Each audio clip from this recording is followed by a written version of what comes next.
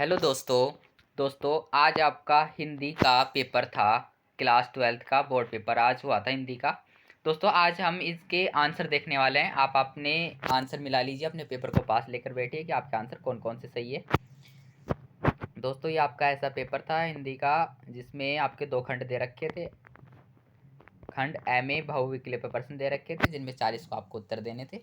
तो ये जो आपका गद्यांश था ये आपने पढ़ा होगा। ये जो अभी जो औद्योगिक विकास देख रहे हैं आप, जो कि यूरोपीय संस्कृति से हम प्रभावित हो रहे हैं काफ़ी तरीके से। हमारे जो पर्यावरण उजड़ रहा है, प्रकृति का नुकसान हो रहा है, इतने विकसित जो देश है वो इतना नुकसान पहुंचा रहे हैं प्रकृति को, आगे बढ़ने की उनको होड़ लगी हुई है। उसी के ऊपर ये गद्यांश था कि कैसे वो मानवीय संवेदना को नुकसान पहुंचा रहे हैं। तो उसी के बारे में गद्यांश था। इनके क्वेश्चन पे आते हैं। तो इसका जो फर्स्ट क्वेश्चन था उसका ये आंसर था। वीडियो को ज़्यादा लंबी नहीं करते हैं इसलिए मैं आपको आंसर बताते चलता हूँ, आप मिलाते चलिए। सेकंड का बी था, थर्ड का डी था, और फोर्थ का भी डी था, फिफ्थ का बी था, सिक्स्थ का ए था, सेवन्थ का सी था, एट्थ का डी था, नाइन्थ का ए था, और 10th का भी ए था। तो ये हमारे पहले पैसेज को गए। अब जो काव्यांश है सेकंड पर्सन उस पर आते हैं हमारा। ये जो काव्यांश था ये आपने पढ़ा होगा। हम आंसर पे आते हैं। जो अथवा वाला भी मैं आपको बता दूंगा।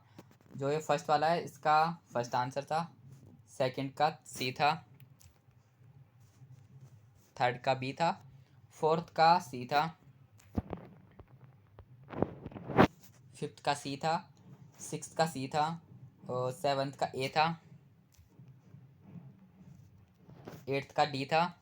अब जो अथवा वाला है उसका भी देख लीजिए आप एक बार। इसमें अथवा वाले में एक दो हो सकते हैं गलत हो तो उनको आप कमेंट में बता देना जो भी हो। फर्स्ट का इसका डी था, सेकंड का डी था, थर्ड का ए था, फोर्थ का ए था, और फिफ्थ का भी ए था, सिक्स्थ का डी था, सेवन्थ का बी था, एट्थ का डी था। तो ये हमारे काव्यांश और पैसेज हैं इन दोनों का हो गया। अब जो थर्ड आपका क्वेश्चन है उस पर देखते हैं। थर्ड में आपको 5 दे रखे थे, जो अभिव्यक्ति और माध्यम के जो क्वेश्चन है उनमें से दे रखे थे। तो फर्स्ट का बी था, सेकंड का ए था, थर्ड का सी था, फोर्थ का डी था, और फिफ्थ का ए था। तो ये आपके थर्ड क्वेश्चन हो गए। अब यह फोर्थ क्वेश्चन है। तो ये आपका जो दिया है दीप अकेला, जो अज्ञेय द्वारा रचित है, हीरानंद वात्स्यायन अज्ञेय उनके द्वारा एक कविता आई थी। इसमें फर्स्ट ए है व्यक्ति, सेकंड का बी है, थर्ड का सी है गोताखोर, और फोर्थ का ए है। इसमें फिफ्थ का सी है और सिक्स का ए है। तो ये आपके इसमें हो गए। और अब जो आपका फिफ्थ क्वेश्चन है ये आपका आया था, जो कि असगर वजहात द्वारा लिखी हुई लघु निबंध जो है 4 हाथ, उससे आया था। तो उसी में से है ये। इसका फर्स्ट का सी है, सेकंड का डी है, थर्ड का बी है, फोर्थ का डी है, और फिफ्थ का डी है, फिफ्थ का भी डी है, सिक्स्थ में सी एस।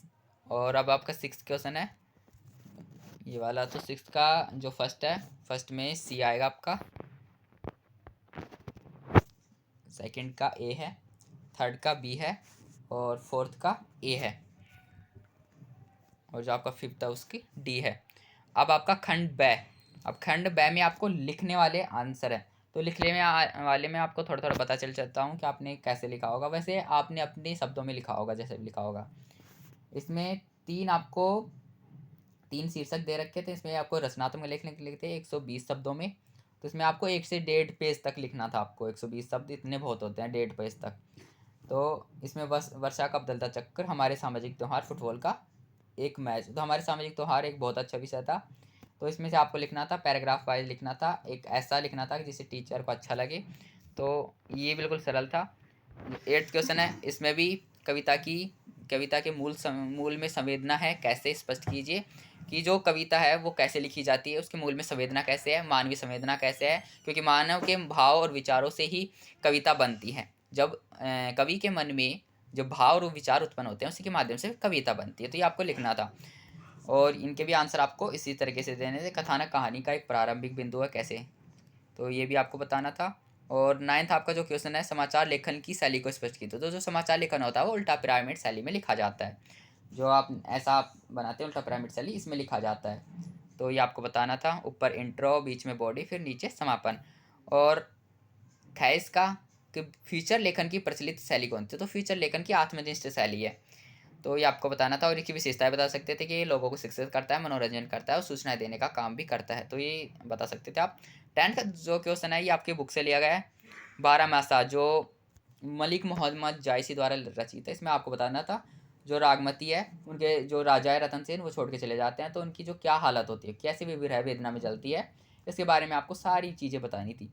सूरज स्मृति जो आप निराला जो सूर्यकांत त्रिपाठी निराला ने जो लिखी है, उनकी बेटी के ऊपर ही है।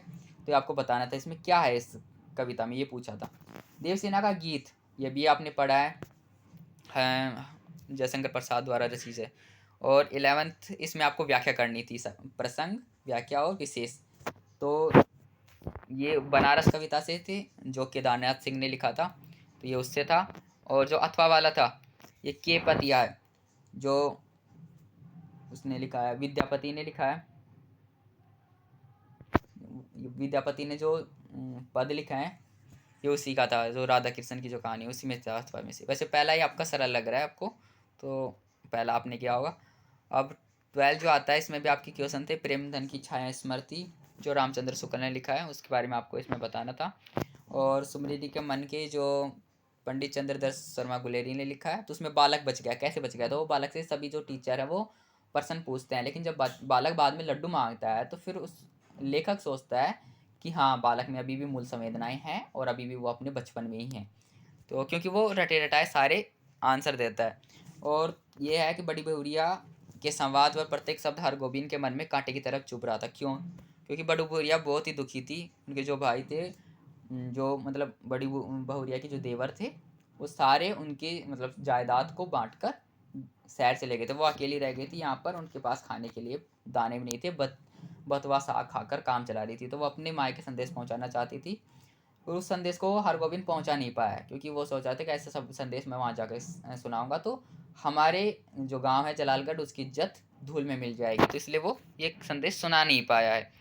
अब 13 जो आपका, ये आपको फिर व्याख्या लिखनी है उन दिनों सेवाग्राम में। तो ये बिस्म साहनी ने जो लिखा है, गांधी, नेहरू और यासिर अराफात। तो इसमें गांधी से जो मुलाकात हुई थी उनकी सेवाग्राम में, उसके बारे में लिख रखा। बिल्कुल सरलता, आप लिख सकते हैं, लिखा होगा आपने। और 14 आपका दे रखा था, इसमें दोनों में से एक करने थे। सूरदास की चौपड़ी आपने पढ़ रखा अंतराल में। और तकनीक और प्रौद्योगिकी अपना मालवा खाओ जाड़ो जो प्रभात जोशी ने लिखा है। तो दोनों बिल्कुल सरल थे। तो ये आपके पेपर के सॉल्यूशन थे, आप एबीसीडी आपने मिला लिए। और दोस्तों इंग्लिश का पेपर है, इंग्लिश के पेपर के लिए ऑल बेस्ट। मिलते हैं नेक्स्ट वीडियो में, तब तक के लिए बाय, धन्यवाद।